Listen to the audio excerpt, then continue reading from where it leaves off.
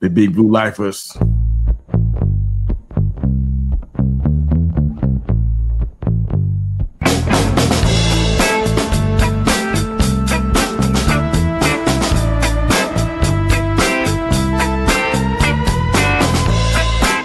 Welcome back to the Big Blue Lifers podcast. We are in the off season. I'm Mr. U, just as in the house. We're in here to talk about what we can regarding the Giants off season. It's not a whole lot going on, but there are some things that I think are conversation worthy and discussion worthy. But before we get into all that stuff, man, Jess, how you doing, brother? I'm doing well. How about yourself? Not too shabby, brother. I was sick for like 2.5 weeks. I'm feeling great right now, so this is fantastic. When I get sick, it's a big event. I'm talking about like a big global major event. It's ridiculous. Everybody else gets 24-hour bugs and stuff. I hardly ever see that kind of stuff. Mine's is like 14 days. It's insane. But hopefully we'll turn that around, working on my immune system and that kind of stuff. But either way, nonetheless, we're talking about Big Blue, and it always excites us, man. But a few things on the plate that I think is worthy to talk about. Some news that came out that I thought was like, I think you and I discussed this. I think I did with you. If it wasn't, it was on somebody else's show. But I was hearing some rumblings that the Giants are thinking about cutting Devin Singletary. I got pros and cons about this because he came in at a 3-year, 16.5. Now I know this is going to automatically trigger you, and I don't want to. But I have to share this because he came in at 3 years, 16.5, and he came in to do what? To replace Saquon, who probably wanted money almost in that same ballpark. So it's like you get rid of your best running back by far to bring in somebody who is subpar and pay him almost the same amount of money. Absolutely ridiculous. But that's what happened. We found out through last season that Tyrone Tracy was the best back, so he kind of ran with it. He was probably the worst pass blocker of all of the backs on the roster, and that's including Eric Gray, so that says a lot. But releasing Singletary will clear some money up, maybe about $5 million off next year's books, save 1.5 this year, but he does some things that the other guys don't do. Again, he's actually the best pass blocker on the squad. Now, Cam may take that role and bump him out and make him unnecessary. But one thing the Giants historically they don't do that. When they got guys that have guaranteed money, they don't cut them. If you can find a time when that's happened, it'd be very, very rare. It really doesn't happen. So because he has guaranteed money sitting right now, I forgot what the amount is. I think it's about $3.5 million out of the 4.75. So I doubt very highly the Giants are going to cut him with that guaranteed money. Probably going to wait another year or so. But what are your thoughts on Singletary overall as far as him being valuable to the team and this idea of potentially cutting him? Good idea, bad idea, meh? What do you think? Yeah, well, first off, I hate to, have to start the podcast with a disagreement with you, but Singletary was not brought in at nearly as much as Saquon, as much as we were offering Saquon about $13 million per year, that could go up to $14 per year with incentives. Singletary, we signed for a total of about 16.5, like you said. So I don't think those contracts are really all that comparable because yes, Singletary is a sizable step down compared to Saquon. Now, as for cutting Singletary, come on, man, but you know that when Saquon's out and they bring another running back in, why do you think that's happening? You may say he can't completely replace Saquon, but they kind of tried to do that. Cheaper option. Yeah, obviously, they were trying to replace Saquon. Like, you can't just go in and a lot of respect to him. He showed flashes, but Eric Gray is not a number one running back. Miller is not some great running back. Like what we had on the roster, like going into the season, like no one knew Tyrone Tracy was going to be as solid, not great, solid as he was. with over 1,000 all-purpose yards, despite only really being the starter for half the year. But Singletary, I thought, was solid enough last year. I mean, he had some fumbling issues that kind of did. I don't want to say they cost us the game, because it's not like he had like these, we're down by 4 driving, we're in the red zone, he fumbles or something like that. But there was a couple. I remember the big one against Washington in that first game where we had the momentum. I think it was the first drive of the second half. We're moving, he fumbles, and Washington kind of just took control from there. But yeah, I think they want it to be the two-headed monster of Tracy and Scatterbo. And I don't see where Singletary fits into that. Is if they cut him, that is $6 million dead cap this year. That's not great. I mean, they'd be freeing up about $1.5 million or something if they cut him, but that's still like a $6 million dead cap. Here, let's see. If they were to do 1.5 this year. If they did a pre-June 1st release, they would have a dead cap of $6 million and would save $250,000. However, if they were to trade him pre-June 1st, the dead cap would drop to 2.5 and they would save 3.75. But if they cut him after June 1st, that's a dead cap of 4.75 mil this year, 1.25 mil next year, and 1.5 total savings.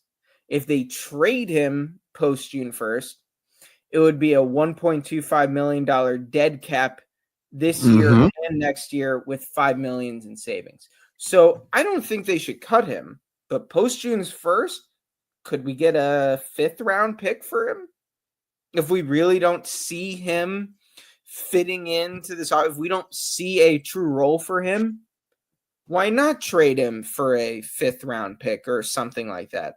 Maybe him and a 5th will get us a 4th. I don't know. Like, that would obviously have to be discussed, because at the same time, if Tracy or Scatterbo or God forbid both go down, you need to have a viable option. But should that 3rd string viable option be a $6 million hit against the cap this year? That's where these kind of intricacies and tough decisions kind of come in. That's why they have GM.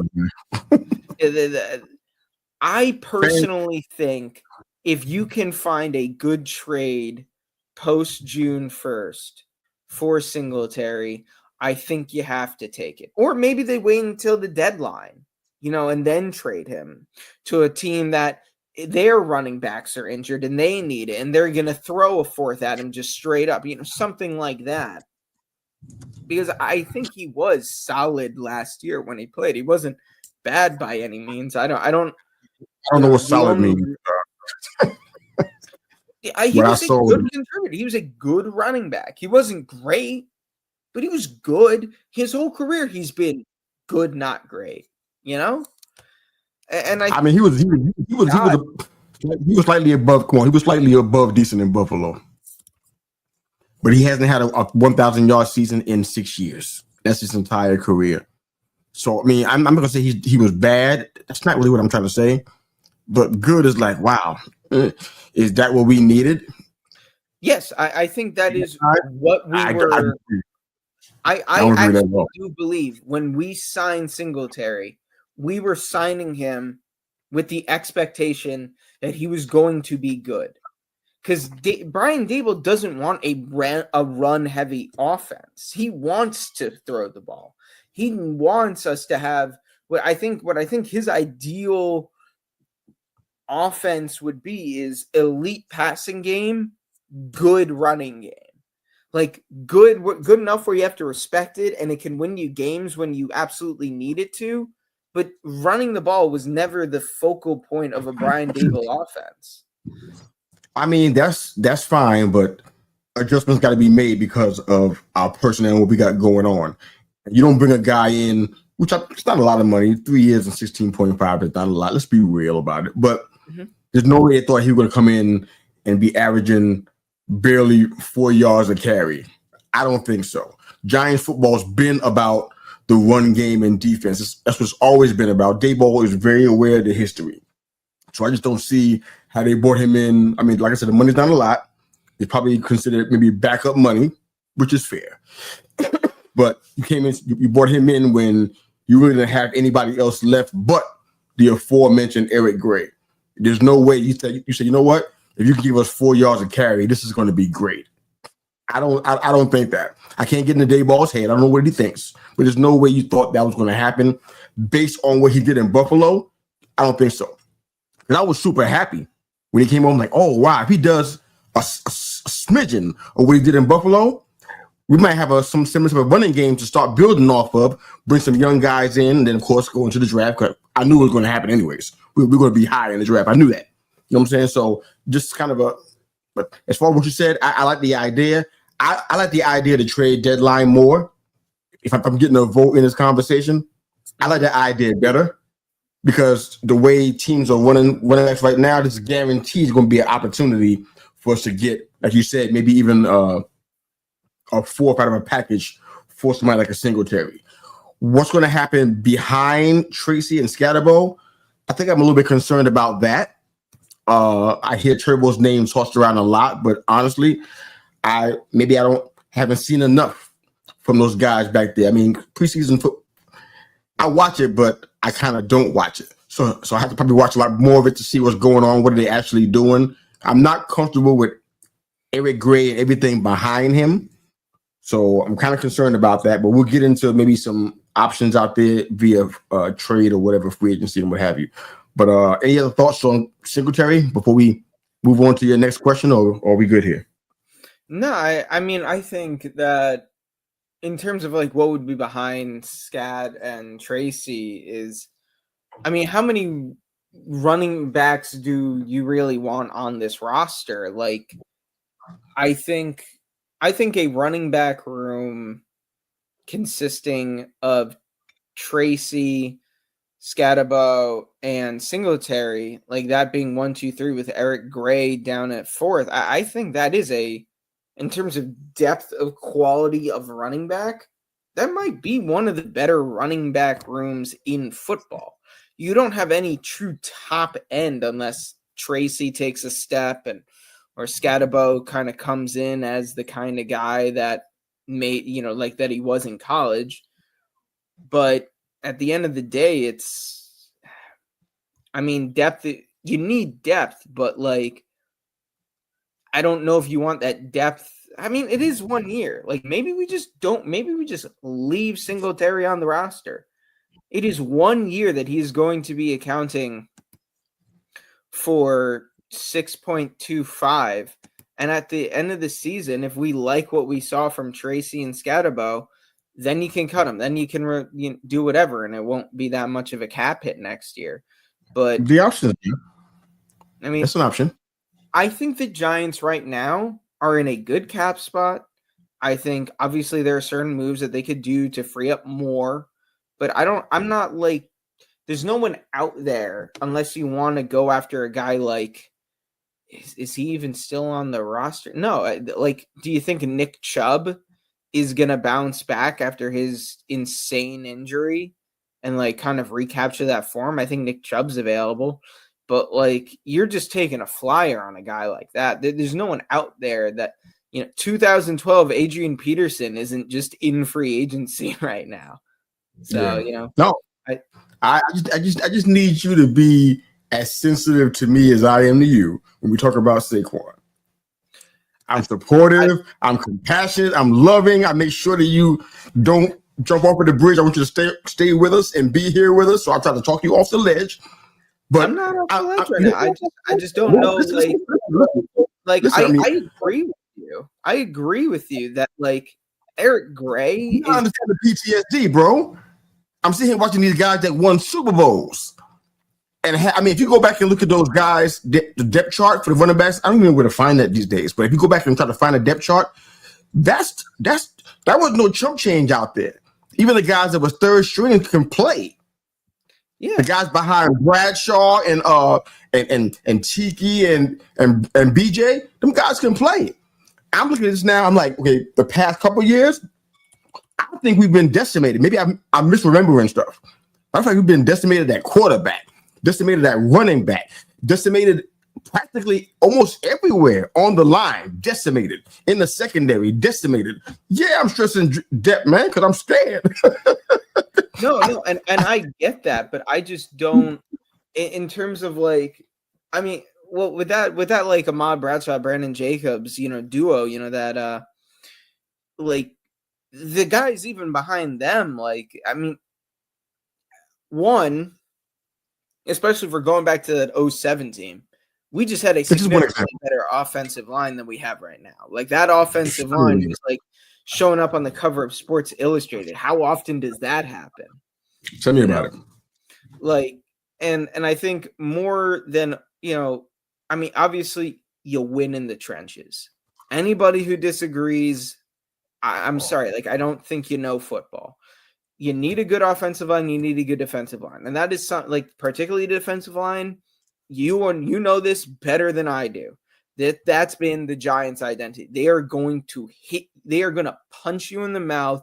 They're going to get after your quarterback. They're going to tackle your running backs in the backfield, and you are going to feel pain after that game. You are going to be bruised and battered. That is Giants football. But at the same time, like right now, I think there just isn't like I can't name. Maybe you can. I can't name any teams like famous third string running back unless we're talking about like that 2014 Alabama running back room that had like Derrick Henry as the third stringer, who had just put out like Mark Ingram a couple of years ago, like the one that comes to mind right now, and he's not going to be he's not blowing our minds to that degree, but what the Niners did recently, I think that's a good example of having guys that can play. Garendo was good. Yeah, I mean, I know the O-line had challenges that people don't really talk about it a lot. I won't talk about the Niners too much. This is the Giants show, but the O-line wasn't. They had issues. Put it like that. And Garendo was out there still balling. And this is after C-Mac was out, and I'm blanking out on, and Jordan Mason was out. And Garendo came in third string, and he was running the show. And he may be a big part in this upcoming season. So I'm just I can't find a third string guy in my mind, but beside him it pops up. I just got some Giants PTSD, man. I just want to make sure we have depth and be covered, man. I mean, we got like 15 guys in the wide receiver chart. We don't need all that. But I'm just saying, be covered, man, because injuries happen, especially on the turf that we play on. We can't rule that stuff out. This stuff is happening so much, even to our opponents. It's not just us. Everybody's getting it at MetLife. Thankfully, we moved off of that turf, though. Thankfully, we did. It wasn't great last year, but thankfully it wasn't as bad as it's been.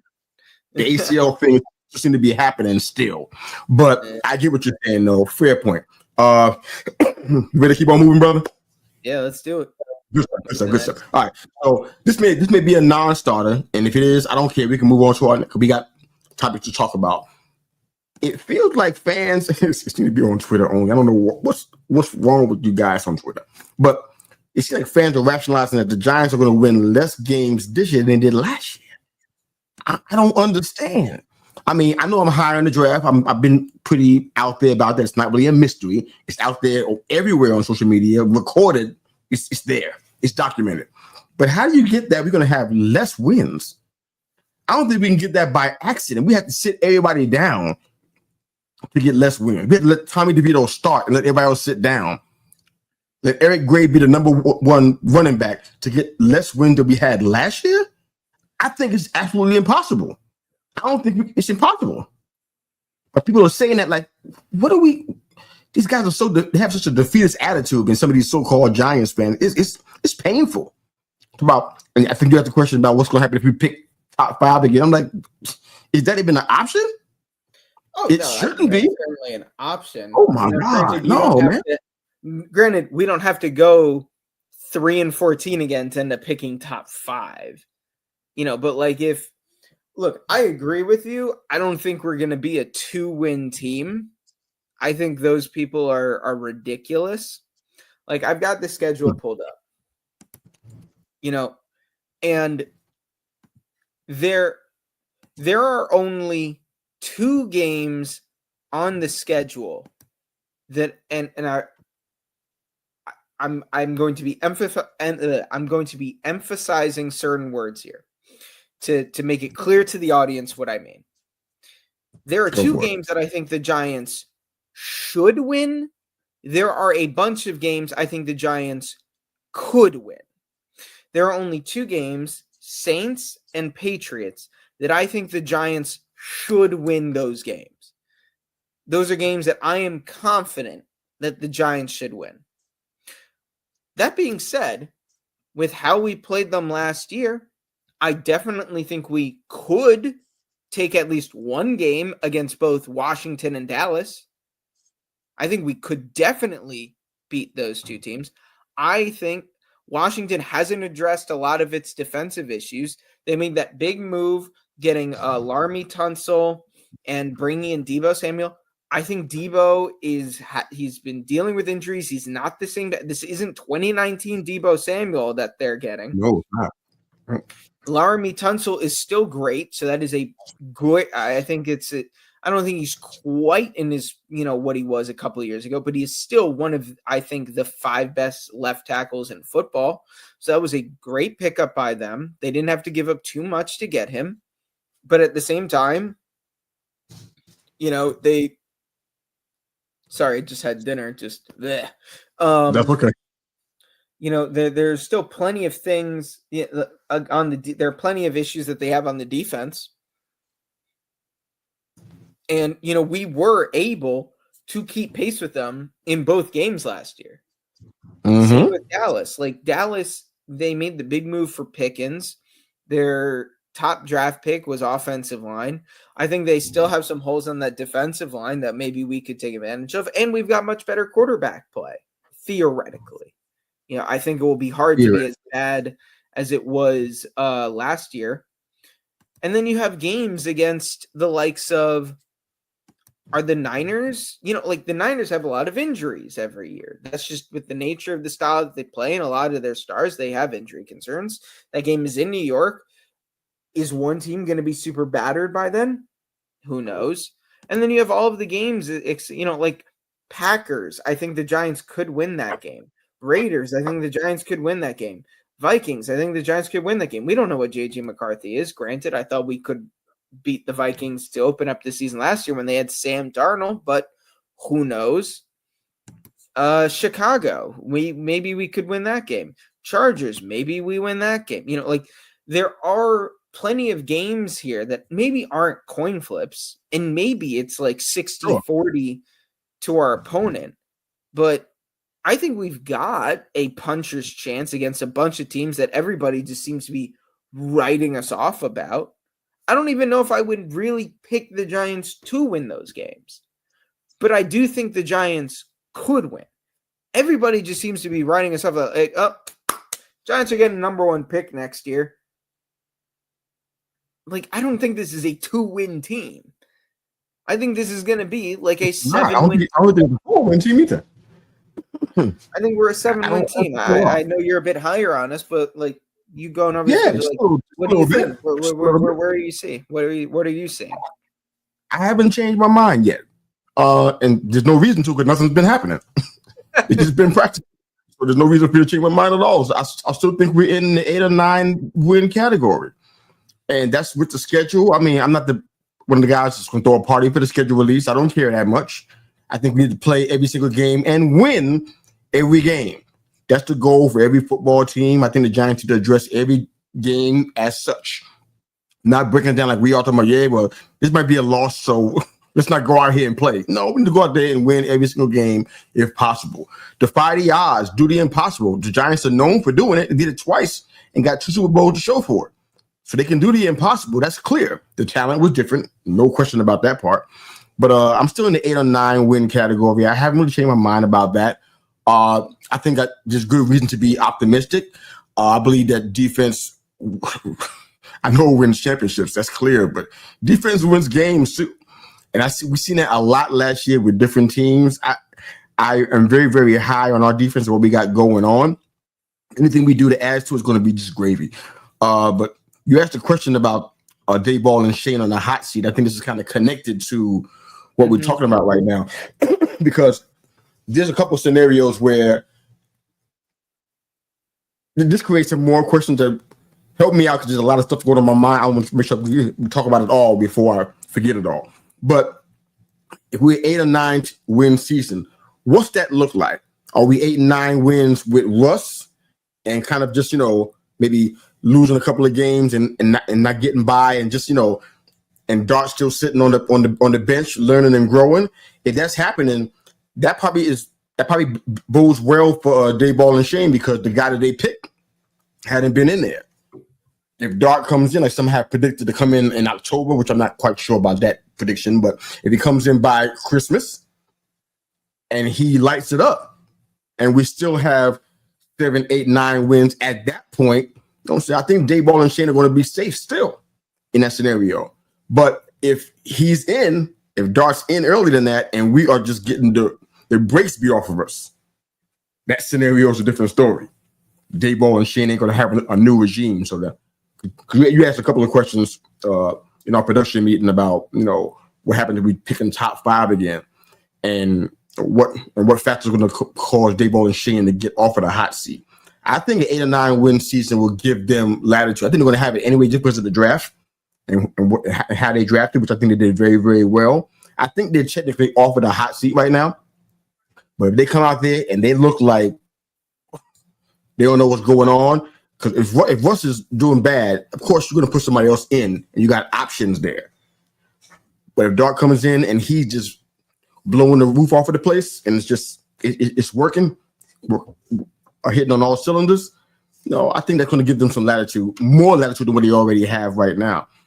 The thing that I'm trying to figure out, well, there's 2 things. One, that whole top 5 question you asked about, I don't think we can assume that Arch Manning's going to be the pick if we were picking top 5 in that scenario. I don't think that's going to be Caden Proctor's going to be in the top 5 out of Alabama. That dude's a stud. And guess what? A lot of the guys we got in the O-line are either a little older, excluding Andrew Thomas, of course, a little older, or these guys are potentially trade bait. I'm hearing stuff about guys like Aaron Stinney and GVR and New Orleans, which brings me to my next question. So I guess we need to answer the other question first. But I hope my New Orleans question give you a chance to speak to the top 5 decision makings potentially there, and what gets Dayball and Shane off of the hot seat. And then remind me about New Orleans. I don't want to forget that part. But go ahead. No, I think it's very interesting. Well, one, I think if we end up like 8 and 9, pretty much regardless of how we get there, I think that guarantees Dayball and Shane a few more years, especially if Jackson Dart is, like, let's say we're 3 and 5, Dart comes in, and then we go like 5 and 4 or whatever, like winning record. Dart looks good, offense is clicking, we win more than we lose, all that sort of stuff. They are going to be safe. And then in regards to if we end up picking top 5, I think that's going to be very interesting, because I think it depends on how we get there. Is it that, Shane and Dayball, or I guess this would be more of a Dayball decision. No, we aren't putting Dart in at all. We're riding and dying with Russ or Jameis, and things just go terribly. We're 5 and 12, 4 and 13, something like that. And we're picking up. My heart stopped beating when I heard those numbers. My heart stopped beating. Then I think Shane and Dayball are gone, and then I think whoever comes in has some interesting decisions to make. Do they let Dart ride, for a year after having not played at all? Or has Dart come in, looked bad, looked overwhelmed, and now we're picking in the top 5 again in a what's expected to be much stronger quarterback class, and all of a sudden we've got Drew Aller, Cade Klubnik, Garrett Nussmeier right there for the pickings. Maybe Arch, who knows? I don't think Arch is declaring this year, so I'm not even really approaching I'm not even approaching it, from that perspective, but there are going not a guarantee. It's not a guarantee. There are going to be decisions to be made. I like, as of right now, Francis Muaga, I think is how his name is pronounced, the right tackle out of Miami, because I don't think we forget even the Evan Neal experiment. I just think this is a guy who's played right tackle at an elite level in college. We're going to need right tackle. Just take the right tackle, something like that. I mean, unless Caden Proctor just comes out, it's just that much better of a prospect overall. Just in every conceivable way, he's a better prospect, which for me, as of right now, that is not the case. Obviously, whole season of college football ahead of us. Way too early to even be thinking about the 2020. Yeah, absolutely. But when you're a Giants fan, these are the kind of conversations we have. Unfortunately. Yeah. But yeah, I think if we are picking top 5, I think that means Dable and Shane are gone, unless it's the entire starting 5 of our offensive line got injured, and then the depth also got injured, so we just started losing. I think there are extreme situations that could change that. But if we are picking top 5, a new regime is going to be brought in, and I think there's going to be some interesting discussions had there. But I think if we even get to 6 wins, and those are good wins, I think Shane and Dable are staying.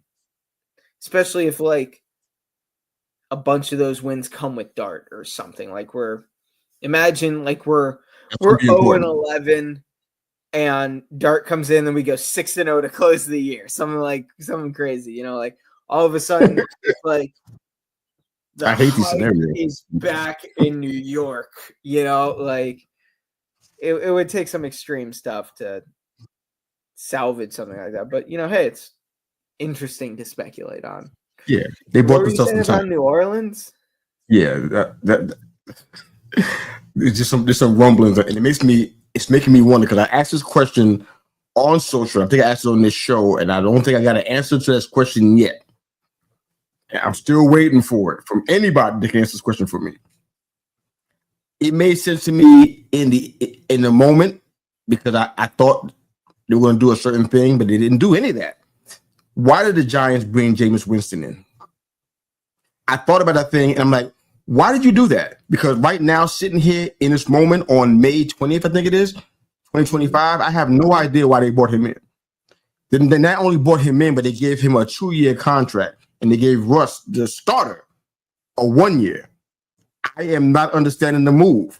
And then, man, I'm sitting here with indecision, uncertainty, trying to figure out why they do this, because his name isn't mentioned at all, except he has some workouts with certain young players and stuff on the team. Beside that, his name's not mentioned. Wilson's been named as the de facto starter with Dart backing him up.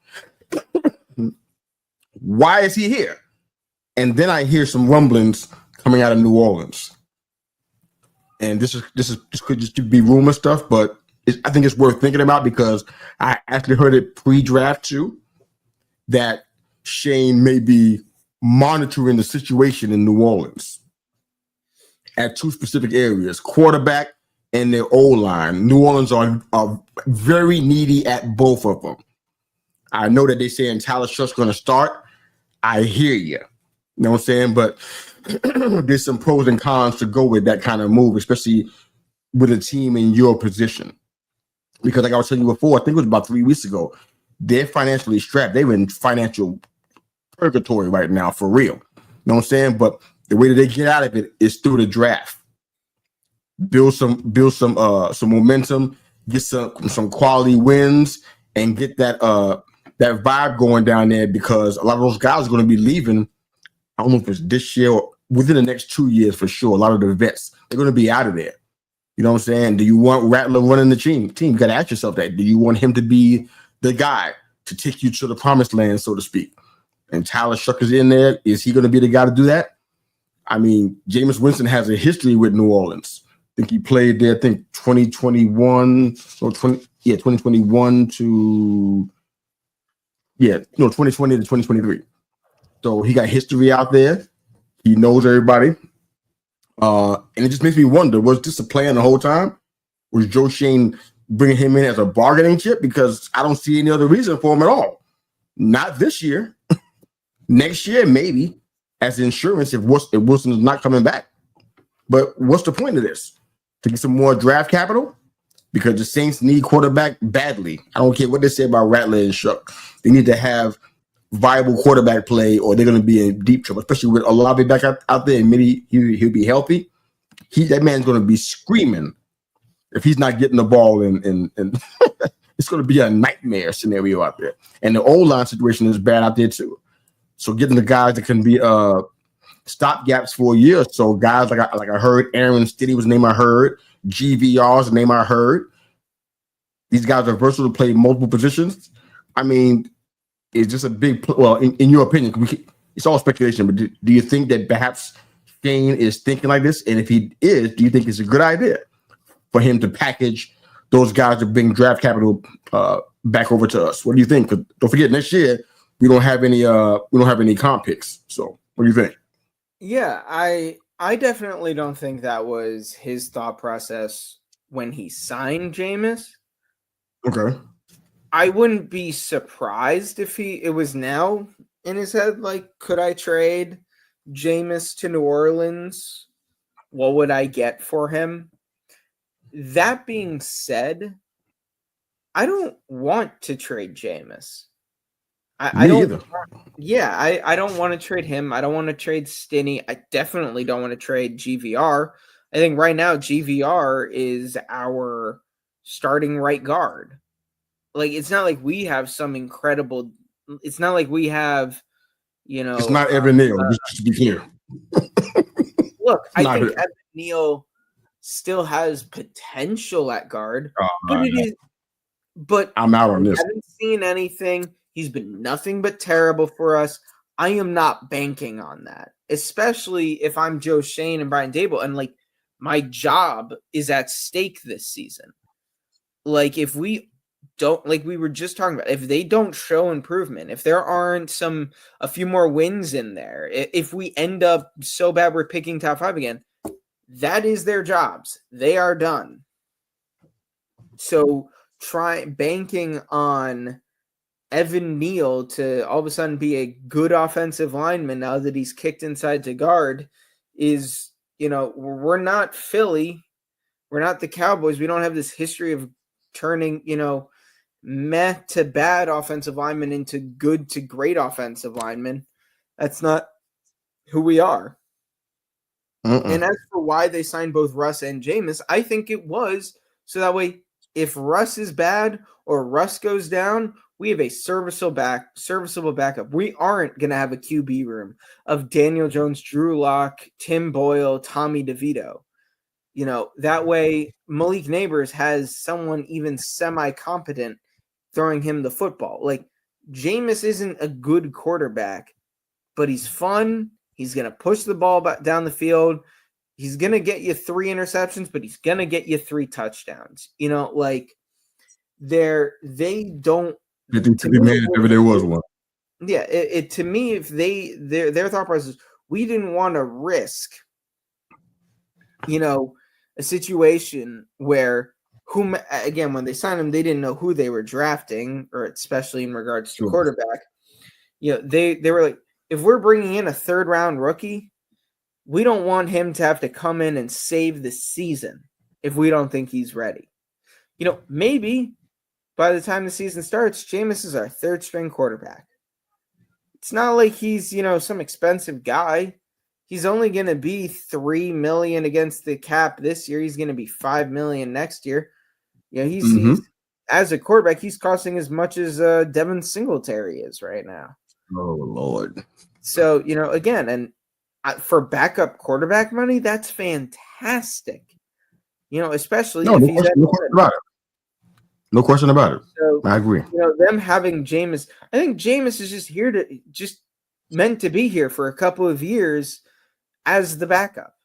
He's gonna be second, maybe third string this year, and next year he's gonna probably be second string.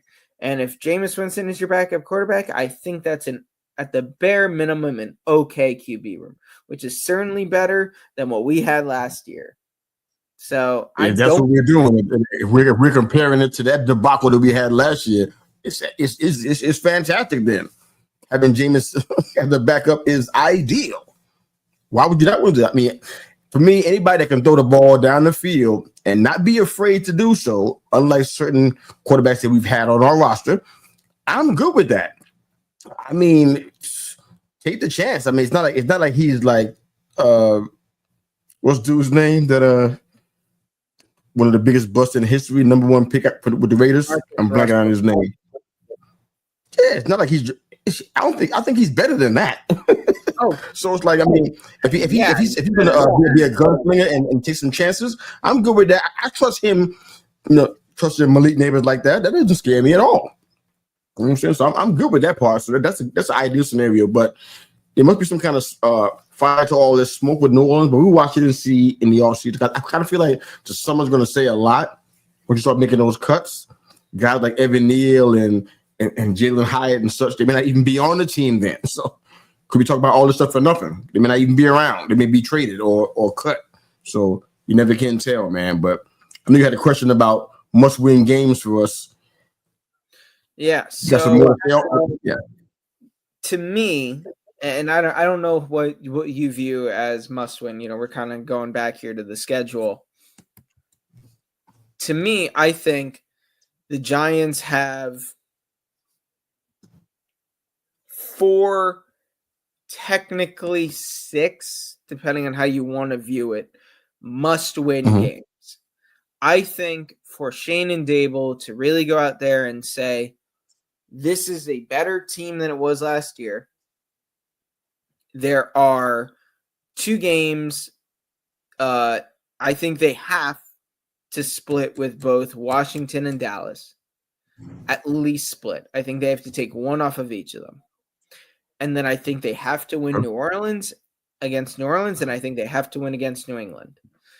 Those are the only 2 teams, New Orleans and New England, that I think every, maybe not us, but like all the media pundits, like going into this season, a lot of people are higher on New England. They think they're going to take this massive step. Vegas, I think, has the line for New England's win total at about 8.5. I think I was high on Drake May. I think he's going to be good. I think that offensive line is still very suspect. I don't think they have great weapons. So I think that's a game that the Giants, at the very least, are going to be in a similar tier to New England. I think both teams are going to be better than they were last year. I think New Orleans has a chance at being the worst team in football this year, especially with Carr done for the year. Spencer Rattler or Tyler Shuck, I don't think those are even remotely decent options at quarterback. And they've got holes all over that team. And I think the Giants have to show that we are better, and not just better, we are convincingly better than a team in the state that New Orleans is in.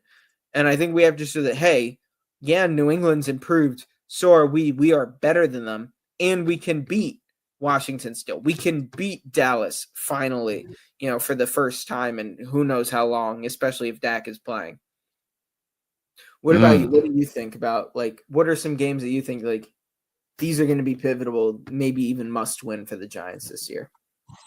I have a few. Now, when we say must win, I kind of want to clarify something because I know when I name the team, people are going to be like, okay, where's he going with this? But when we talk about must win, I kind of feel like it's like not must win. Like if we lose these games, we're going to be drafting top 5. I'm not really saying that.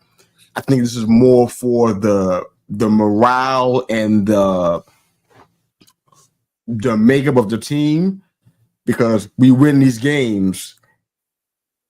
I feel like the landscape changes, and we always all preseason we've been considered. Preseason haven't really started yet. You get what I'm saying? Yeah. All postseason we've been considered to be at the bottom of the division, and no one's questioned that. Not even Giants fans. And even the most diehard when they say, "Oh, the Cowboys will be down there with us," but nobody disputed who going to be in the cellar. It was going to always be us, and that's fair. We earned that reputation by how we played last year. No worries about that part. My thing is that must win for me is like these are games that I think turn the tide, the mentality, because I just assume that players trust Dayball and Shane because I don't hear any rumblings to the contrary. So to me, these games are ones I feel like we have to win these games, or we don't make the momentum shift that's needed to move forward into the 8 or 9 game realm and get back to being competitive again. So out of the list that we have, because like I said a few minutes ago or a little bit ago earlier in the show, that we got to go into all these games expecting to win them. Period. We can't afford to go into this. Like, you know what? Just taking arbitrary L's. We can't afford it. So to me, I agree with you on the Saints, so I'm not going to name them. I feel like because of where they are, October 5th, we got to win that game. And I agree with you about how we win it. It got to be decisive and convincing. Got no problem with that. We need to beat the easy teams, especially with a rough schedule like what we have, or what's considered a rough schedule. After that, and this is where I know I'm going to lose some folks, but I'm going to keep it 100 because that's just what I do. Our first games on the docket, our first 4 games at Commanders, at Cowboys, home against the Chiefs, home against the Los Angeles Chargers. This is before that Saints game. We got to be 500 when that happens. That's how I view it. Before we get to the Saints, we need to be 500. If we're not 500, I feel like that's going to be almost a reminder of where we were already at. And I don't know if our team has the makeup to say, you know what? We're different than we were last year. Even though we got the personnel that says so, I don't know if we can handle that. So we got to be 500. So I guess if I had to pull out of my hat the game that we need to win, I'm going to say we need to win at home against the Chargers. As much as I want to say the Chiefs, I'm not quite sure about that one happening.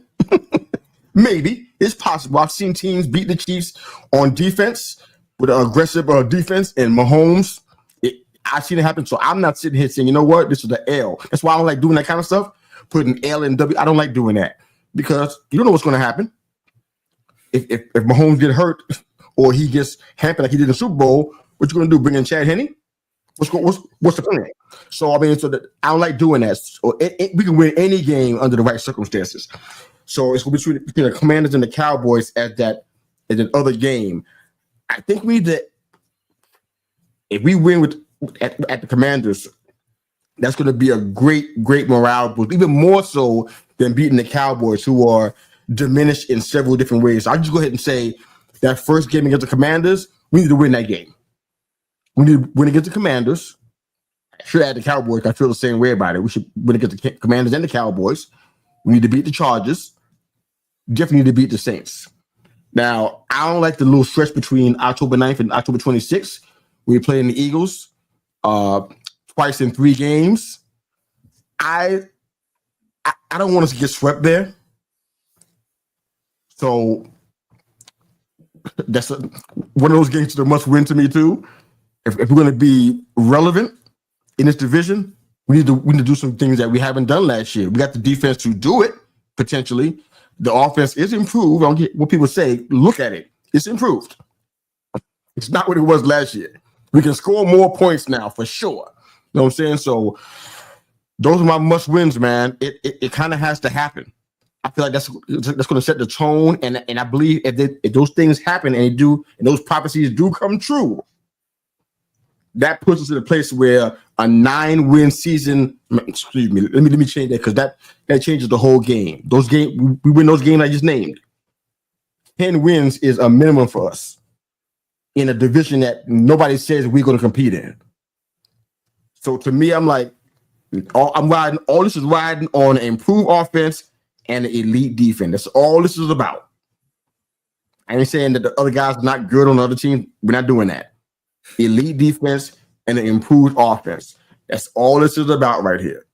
If we play like I believe we can and what we have, we can do better than 4 wins and 13 losses. We can do better than 6 and 7. We could do better than that. So I'm holding on to this dream. I believe it. I've seen Giants teams for decades. I've seen things that happen that shouldn't have happened. I've seen things that happen that, again, on the other side, it shouldn't have happened. In Super Bowls, Kerry Collins, I've seen stuff. So for me, I'm like, this is. I'm going to die on this hill until week 17. I ain't saying nothing contrary until it's just numerically out of the question that what I think is going to happen can't possibly happen. When that happens, I will own it right here on this show, on the air. But until we get to the place where it's not possible for us to win 9 games because we're mathematically eliminated from doing that, then I'll go ahead and own it. But until that happens, I'm going to hang out on this one, brother. We got too much talent, man. We can do this. So that's where I'm at, brother. I respect that. I'm certainly wishing for your kind of expectation more than mine. But yeah, I didn't even name the whole thing. That's just four teams I picked. I didn't say anything about the Broncos, the Niners, the Bears. You think it's you're dreaming of like 9-10 wins. That's 9 is where I'm hanging out at. 9's where you're hanging out. Yeah. I'm hanging out like in that 6-7 range, man. And don't get me wrong. Now I've been kind of. I think I've been clear on this, but I'll clarify. I feel like there was some a lack of clarity there. When I was saying 9 wins before we had this conversation here, I wasn't even added in that first game against the Commanders. That wasn't where the 9 was coming from. I just thought that we would split Commanders and Cowboys, and I thought we'd probably end up getting swept by the Eagles. That's kind of what I thought would happen. I thought we would split Dallas and Washington, and then we win games like Bears, and we win games like New Orleans and Las Vegas and that kind of stuff, and eke out 9 wins. That's kind of where I got that from. But because now that I see the schedule, we can't go into New Orleans 0-4. Matter of fact, 1-3. That's not good for morale or anything. So we got to do the impossible again. So I'm kind of hoping a little bit, that we can get 9 wins and not, and still be able to not get swept by everybody in our division. Yeah, I don't want that. So I'm definitely hoping for that. I know hope's not a strategy. I'm definitely hoping for that though. That we're not getting swept by everybody in the division, because that's not going to be good for us to fight this stigma of being in the cellar.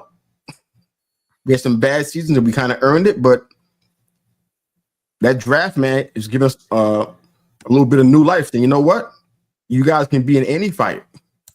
You ain't out of any game. We showed resilience last year in a lot of games that people don't really talk about. I had to be the one to do it because nobody else would. They were just killing us so bad. But I said we showed resilience in a lot of games with no quarterback, limited running game, and a whole bunch of other stuff going on with our line. And we still show resilience in a lot of games, man. So I'm optimistic. I'm not saying we're going to the playoffs. I need to see that when the season's going on and see what numbers look like. But we win 9 games, man. I totally believe that. I don't think it's impossible. I definitely the kicking game. I'm not sure what's happening with that part. What's up with the kicking game? Because games get won by the kicker a lot of times. What's happening with that? Do we even have a kicker? Graham Gano and Jade. The Jude is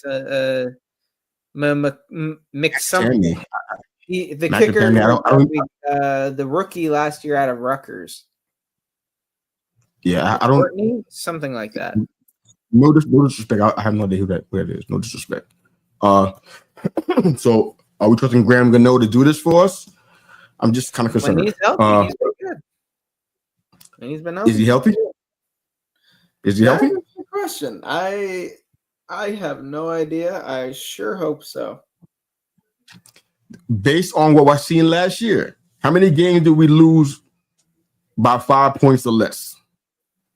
We need Gano to be healthy. Well, again, we're kind of coming up on time here. We've been at this for longer than I expected. Co-host off, man. No. But so I'm saying that because I don't want to like get into a whole thing with this. But there are definitely that first Washington game. We have a healthy kicker, we win.